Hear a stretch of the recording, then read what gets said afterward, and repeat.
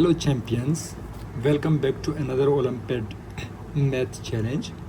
Today I have got a very interesting exponential problem for you. Let's dive in.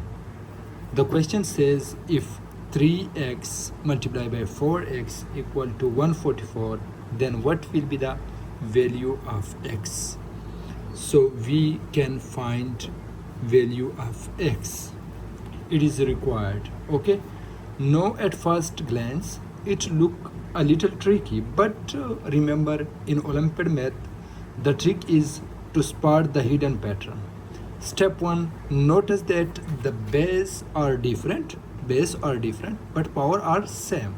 Okay, this means that we can combine this whole portion. Okay, so we combine this whole 3 multiplied by 4 whole power x, okay, equal to 144. Okay, so 3 multiplied by 4 equal to 12 power x equal to 144. So 12 power x, and we should make the base of this value 12 so we can get x value. Okay, so 12 power 2 equal to, it is 12 multiplied by 12, okay, equal to 144. So 12 power 2 equal to 144.